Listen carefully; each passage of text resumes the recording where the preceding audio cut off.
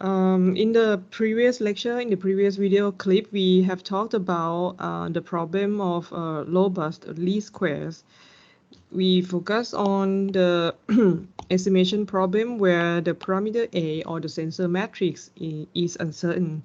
We introduced that there are two frameworks to handle such a situation. The first one is we regard A as a deterministic matrix, but the matrix A can belong to some uncertainty set. And we have seen two examples that depending on the description of this set A, your formulation can end up with, different formulations with, some interpretation on the cost objective, all right? If the description of the set A is described as, two norm, is described, the bound of the error is described by the two norm, your resulting estimation, robust estimation, cost objective will be the sum of two norm, okay? And if the uncertainty, the error bound of the uncertainty is given in terms of the infinity norm, all right, the worst case bound, you will see that the resulting problem is a problem of L1 regularization. Okay, so L infinity in the error bound, okay, is kind of a dual with the L1 norm in the robust estimation cost objective. So today we go to another direction. We consider a framework that regard A as a random matrix when A is uncertain. So we split A as a nominal value that could represent the mean as well. A bar can be the mean of A plus some deviation that is modeled as a random matrix. Okay. In this case, you would see that, okay, if your A is random, the least square objective is, of course, a random quantity, a random variable, because it's a transform in a quadratic composite with a phi transformation of the matrix A, which is random. Then how can we proceed? Okay. You're minimizing a cost objective that is random. One way is to convert that random cost objective into a deterministic quantity. And you would think, like, of course, you would think of the first moment, the expected value. So you change the description of the problem. Instead of minimizing the two norm, the residuals. Now you say my residual norm, which is random now, okay? Now I decide to minimize the mean instead, okay? Because you cannot minimize some random quantity, right? Now it's only left to characterize these cost objective. That you would like to see that expectation of the two norm, the residual, which is random. After taking the expectation, you would like to see what kind of function of these cost objective in terms of x. So what we can do is just to plug in A equals A bar plus U, all right? And if okay. So now we're gonna ax minus y transpose, right? Ax minus y, that's the norm square. But your A, okay, let me sketch here. Your A is A bar plus U, x minus y. So it's gonna be A bar x minus y plus ux. Okay, so I just group the term that is deterministic and split the term that is stochastic or random. Then, okay, so if I call this guy W, right? So I'm going to have W plus UX transpose W plus UX. And then, of course, I can expand the square. Okay, can someone help me? City Park? ครับก็ the first term is W transpose Yes. plus W transpose what? plus U transpose plus X transpose U transpose. Oh, what I mean is that can you just multiply? อ๋อโอเคครับผม W transpose W Which is norm square of W. Okay. W W transpose plus W transpose UX. Yes. Plus X transpose U transpose W. Yes. Plus norm square of UX. Yes. Okay. But now I'm gonna leave it. All right. And again, as I mentioned previously, that whenever you expand the quadratic form, the crossing term, you see, I mean, appears all the time twice. And these two terms, I mean, what is the relation of the two terms? The blue terms that I highlight here? Napat? Are they equal? Are they the transpose of, another? Natapat? Oh, Napat, sorry. Napat, are you here? Yeah, I'm here.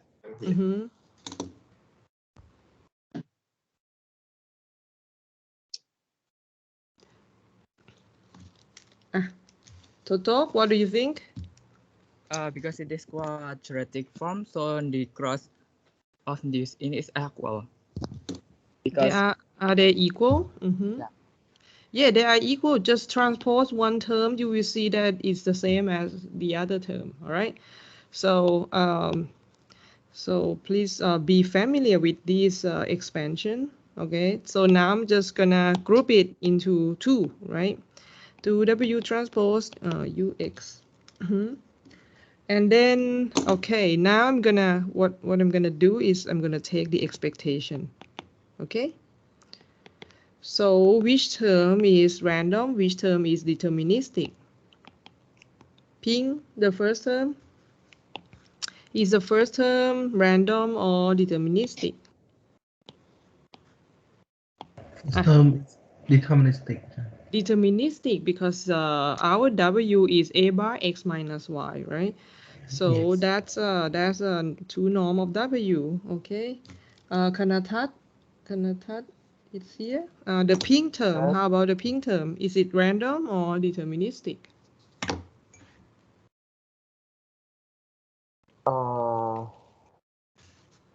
It's random. It is random. Okay. Which variable is random? The pink term. U, right? Okay. So it means that the other terms, so W and X are deterministic. Okay, take the expectation for me, Nakanatat.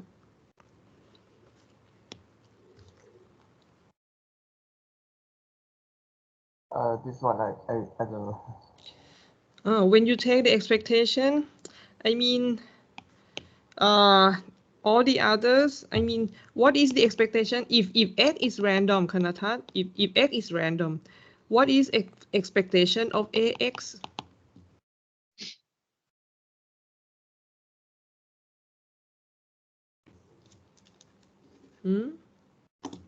A is constant. A is constant, deterministic. Is A EX, right? That's the definition of expectation. E of A X B, if A and B are deterministic, right? You can just take them out of expectation operator. Okay, Kanatat, do it again. What is expectation of the pink term? So it's U and expectation of W transpose. Yes. Y transpose. W transpose EUX. Okay. All right. Okay. Okay. Next, the blue term total. On a part, maybe in a part. Yeah. Part. It's the X transpose expression of U transpose U Okay, all right. and X. Yes. On X, okay. Now we come back to the to this term again, the term highlight with the green. What is the expectation of U? What is the expectation of U transpose U? Of course, up to now it is up to your problem setting. All right, so you're the one who try to find a framework to handle this uncertainty, right? So when you split the A, you say that if you let A bar that has the meaning of the average, right, it would make sense to model the random variable U as a zero mean random matrix, right? Okay, like EA equals E of A bar, which is A bar, plus EU, okay? Like it would make more sense if you let A bar as the average of A, and then you must model the matrix U to have the zero mean. So I say this term goes away to zero, okay? And we what we have is going to be this, and of course E of U transpose U, that's the second moment of the random matrix. So you can say that, okay, if I have the information about the random matrix U, you let E of U transpose U be the matrix P, that obviously the matrix P has to be positive definite matrix, right? Has to be symmetric because of this form, and this is quadratic form in U, it has to be positive definite. Okay, how do we get U P? Of course, it's gonna rely on your assumption. When you model the uncertainty in A as a random matrix, it means that you must have some prior knowledge about U. In this case, when we end up with this formulation, we see that in order to proceed and minimize X, all you need to know is the second moment of U, the covariance kind of, the sense of the covariance in U. All right. So stochastic approach requires statistical property of the random entity in your problem parameters. Okay, and now this is the formulation that is quite familiar to us, because you see that when you use two norm square, but you take the expectation, the resulting cause objective is still contain the two norm of the residual, but it is the residual of using the nominal A, in your least square objective, plus some other term that is what is the energy, is a quadratic term, energy form of X using P, which is a covariance, the sense of covariance of U. We see that, okay, in terms of mathematical programming, this is quadratic, still quadratic problem, which is easy to solve. It's unconstrained. It is convex, right? And it is convex because you know that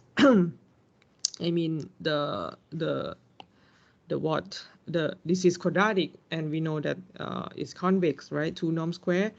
The yellow term is still convex because quadratic, and P is positive definite. So solving this is very easy. Okay. But now we can also see that X transpose PX can also be written in another representation like this, the norm of square root P times X. That gives us a very close relation to the Tikhonov regularization, or the terms L2, right? L2 regularization, or with the term the ridge regression.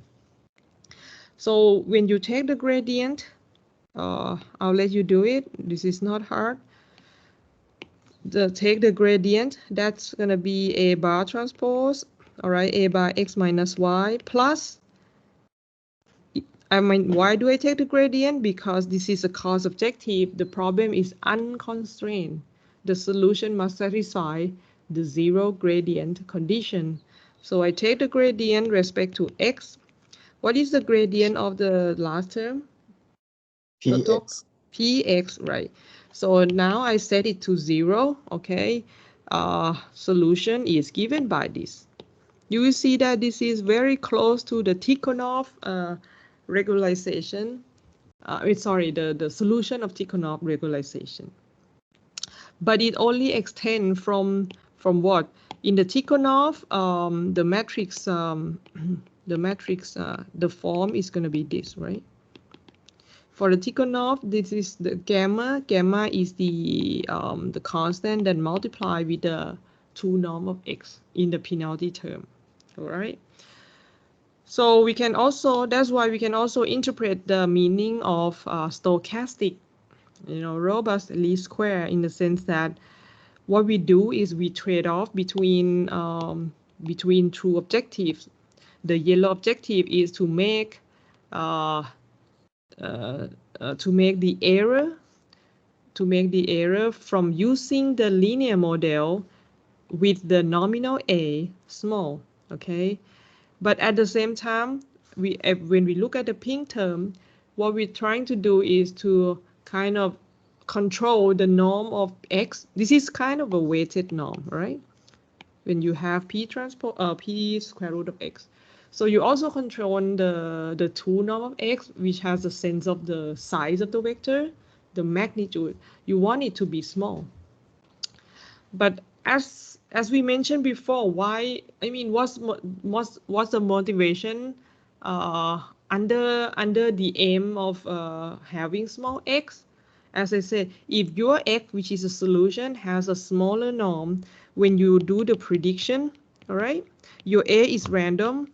Once you solve for x, if your x has a big norm, all right, a has uncertainty, it means that your y hat is going to be what can be varied so much because your a is random. But if you control your x hat to be small, it means that the perturbation, the variation that occur, that arises from random a would be less, the effect would be less on y hat. Okay, that's why when a is random, you prefer to have a smaller norm in x. Okay.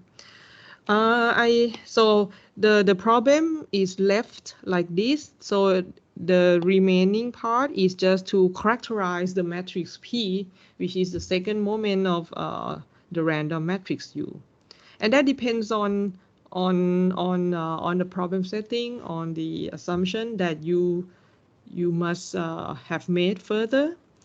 In this example, let us see. If the matrix U, which is going to be a matrix of n by n, right? Of course, all the entries here are Uij. What if you have a stronger assumption that all the entries in U are uncorrelated, which means all Uij, all right, are all uncorrelated. You would see that U transpose U. Okay, now let me. So what you can do is, okay, if you write U as partition as row, okay. What is U transpose U? Jittipak? U transpose U. In the diagonal, it will be Ui transpose Ui. And off diagonal entry will be 0. Okay. I mean, okay, let me leave it general first. Or U transpose U will be U1 transpose plus U2 transpose until UN transpose. Probably this is not maybe not a good representation to explain this. Sorry, I changed the other way around. Okay, if I change it like this, U transpose U is gonna be this, right? U. Okay. City Park, can you expand? ครับก็ in So the the one term, the one term. is U1 transpose U1 Yes. and UN transpose UN in the diagonal. Yes, and the ij entry of U transpose U is gonna be 0. I mean in general, if I don't have this assumption yet. Will be UI transpose UJ. Okay, and everyone understand that UI here with this representation, it means that the ith column of U. Okay, now you will see that, okay, if all entries are uncorrelated, okay, with that assumption, your U transpose U is going to be diagonal, right? Like Sitipat said, and on the diagonal, what is it? It's going to be UI square, right? Right? Okay, and so now it's up to you. So when you take the expectation, that's gonna be what? I mean, you must make assumption now that what is the variance of UKK, sorry. Okay, that's the variance. So if we assume that, oh, it's delta, so that is the diagonal, actually the multiple of I, right? In that case, your P is delta I, all right, under that all the variables are uncorrelated. Now it goes back to the Tikhonov regularization. Okay, let's see another example. Okay, remember that when we talk about the uncertainty set of A, the framework that is deterministic, okay, we model that we also split A. I mean, in the uncertainty set, we also split A as A bar, the nominal, plus U, but U is has variation. The variation of U was presented as the upper bound, AJ. Okay, instead of describing U as random. Okay, now it means that all the entries of Uij cannot exceed AJ. In this example, what if now I would like to kind of model a similar meaning, but because I'm choosing the stochastic framework here, now I choose to model that all the entries of Uij has a uniform distribution, all right? Uniform in the interval of minus AJ to AJ. Do you all see that kind of previously we say that Uij is deterministic, but its value can range from minus AJ to AJ. This is a deterministic approach, but now stochastic. We say that, okay, it also lies in this range, but it has statistical distribution. But that distribution, I mean, here we choose to assume that it's uniform. All right. Okay, I hope you see kind of see this comparison, this analogy between two frameworks. In that case, okay, when U is uniform in the interval of minus AJ to AJ, and we assume that columns of U are uncorrelated. What's the meaning of this? Columns of U are uncorrelated. Is it strong to assume something like this? Does it make sense? Is it realistic or not? Remember that what we assumed earlier, previously in the pink term, we assume that all the entries of Uij are uncorrelated, right? But here in this example, I only assume each column of U to be uncorrelated. Can someone comment on this? Totok? So the yellow assumption, is it stronger or weaker than the pink assumption? Totok. I think it is weaker. Yes, is it The weaker? pink assumption. Okay, something weaker, it should be kind of, I mean, when you make some assumption, of course, you will start with the weak one because it means that it is easier to assign your to satisfy your assumptions. But sometimes if you put easy weak assumptions, probably it will also affect your derivation in the analysis. Okay.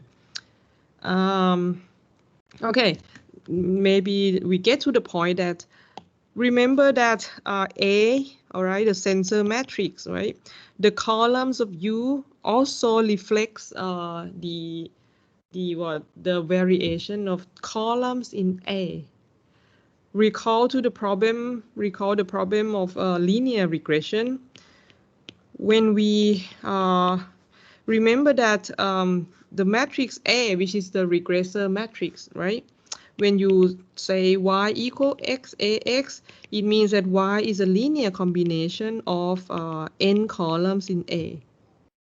So the matrix, the columns AK actually contains the measurements of the of the input variable k to explain y. Okay, which means each row of columns in A just contain the measurement from different sample, from different scenario, but its value represent the value of one physical variable, one input variable. So when we make assumption that columns of U are uncorrelated, it means that you assume that the collected variables, those different variables, n variables, are uncorrelated. And that is acceptable, right? That because in the first place, when you model the regression, you would not put a correlated variable in the regression in the first place, because that's the problem of collinearity. Why would you give? I mean, like, it doesn't make sense to include the variable a1. Like, if this represents, for example, if the meaning of variable of columns in A1 represents, for example, solar irradiance, right? It wouldn't make sense to input another variable as a multiple of solar irradiance, right? If two physical variables are almost have linear relationship, these two variables are correlated. So that's why it is not that strong to assume the yellow assumption. Columns in U are uncorrelated. Okay, and then okay, the rest is just expand all the analysis, which means that we have to compute P equals expectation of U transpose U. Okay, and then and then as we left in the term that we just mentioned before, the off-diagonal term is the inner product between the ith column in U and the jth column in U. So you see that expectation of Ui transpose Uj would be 0 by this assumption, which means your P is diagonal. And then we just need to compute the diagonal term, expectation of Ui transpose Ui, all right? Ui is a vector. So then when you expand it, it's going to be expectation of all the entries of the Uith column square. Okay, and now you know that this is the column Ui, right? U1i, U2i, Umi. Okay, you make the square, take the sum. And then because all the Uij has this, I mean, if with this notation, it means that U from the same J, from the jth column, will have the same distribution, the same uniform distribution minus aj to aj. So which means all the entries here in this vector, they are drawn from a uniform minus aj to aj. So when you take the variance, the expectation of the sum square, right? It is zero mean, so it's going to be m times the variance of each term. Okay, so if you have a uniform from minus aj to aj, what is the variance? Can someone recall? Uniform AB. Okay, mean is City Park. Uniform in the interval of A and B. What is the mean? plus b over 2 Plus. Oh, yes.ครับ Okay. A plus B half. All right. Do you recall the expression of the variance? 1 over 12 of variance 1 ส่วน 2 It's not one. Oh, 12. You said 12. Sorry. 12 Of what? It doesn't depend on B and A. มันA plus B No. Look it up and City Park Google. ครับสักครู่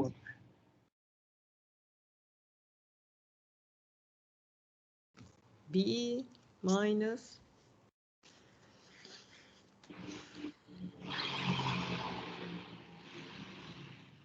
B minus A square. B minus A square, right? So in this, so apply this result to our example. Is a uniform minus AJ to AJ. So the variance would be, apply your formula, City Park. So it's going to be 2 AJ, everything square divided by 12. So that is AJ square third. Okay, that's it. That's the end. We just compute Pij. We got the matrix P, right? Now P is not a multiple of I because the entries along the diagonal are different by the values of Aj. And then you just solve the solution with this expression. Okay.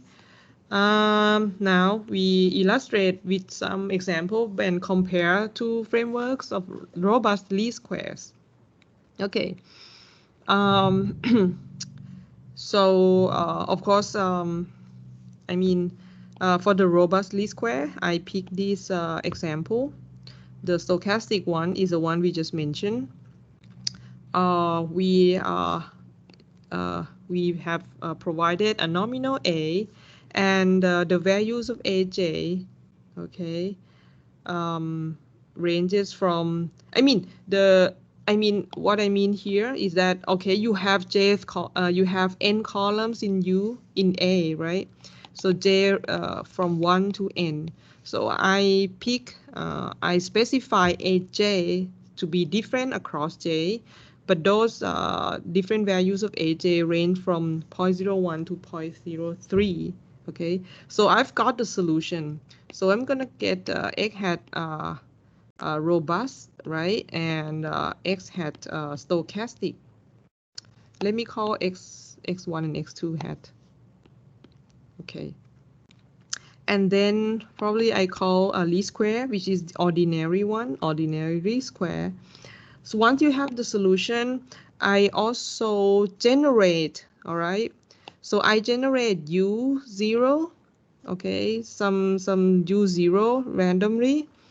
And then, but I generate it once randomly, but then I fix it, okay? So then I put this U0 and then I multiply with alpha, where my alpha ranges from -5 to 5, right? So basically it means that my actual A, okay, this is fixed, right? This guy is fixed, but the way I generate it from the first, like when I generate this fixed U0, I generate it randomly, but then I vary alpha, which means that you're gonna get many instances of A. You get some, you know, like various patterns, various values of A. Then I use that A, that uncertain A, multiply with the solution X obtained from the three methods. Okay, so what does it represent? When I calculate this quantity, it means that after the solution of X hat from the three methods, I would like to compute the residual norm, the actual residual norm of the error that occur when A is uncertain, right? Where I vary the degree of uncertainty from a very extreme case, like when alpha is very big on both sides. Okay, now we take a look at the graph. What do you see? The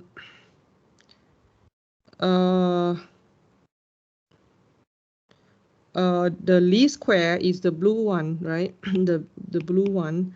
The lowest least square is the lowest least square using the uncertainty set in A is the red one, and of course the stochastic is the yellow one.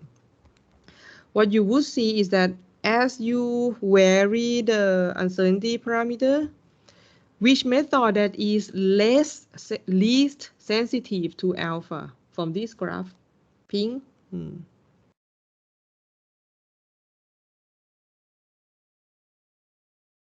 Pink. The robust least square. So how do we do? How we look at it from the graph? How we can conclude that from the graph?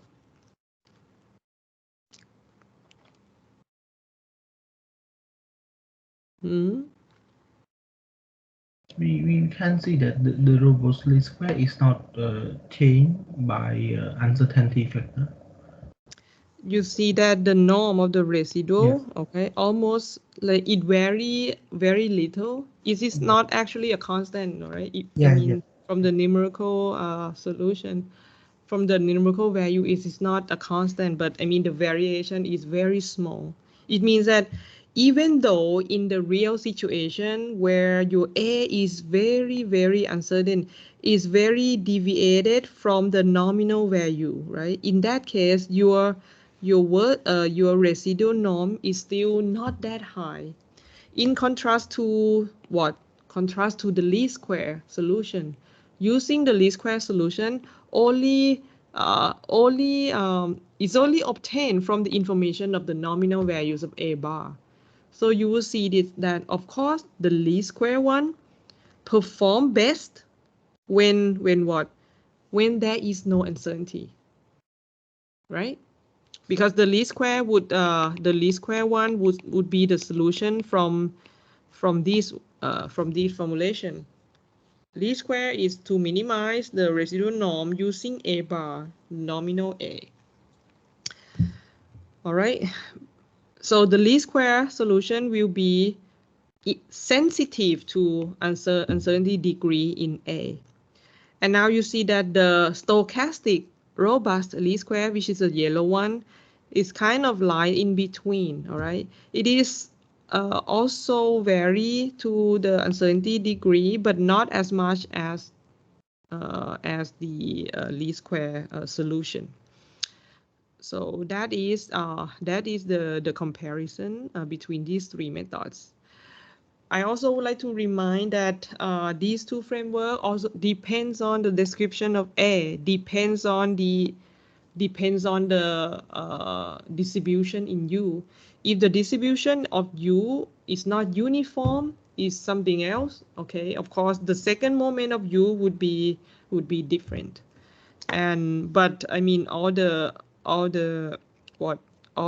principles that we see here, the formulation we see here can be applied to other cases with different assumptions. All right, I would like to end the whole chapter of generalized least square in this point that least square problem has so much, so many examples as variations. You can model it as a problem with constraint, all right, problem with the penalty, the L1, L2 regularization, and the problem with uncertainty that we just mentioned. Most of the examples I put in this chapter are convex program, and that represents most of the engineering applications already. It can be solved by many existing algorithms. With the concluding remark that for regularized least square is proposed to promote a certain structure like sparseness, or having a smaller norm in X. Okay. For the robust least square, it is proposed to provide a formulation that allow your solution to be less sensitive to uncertainty in your problem parameter. Okay. So that would be all for the lecture in this chapter.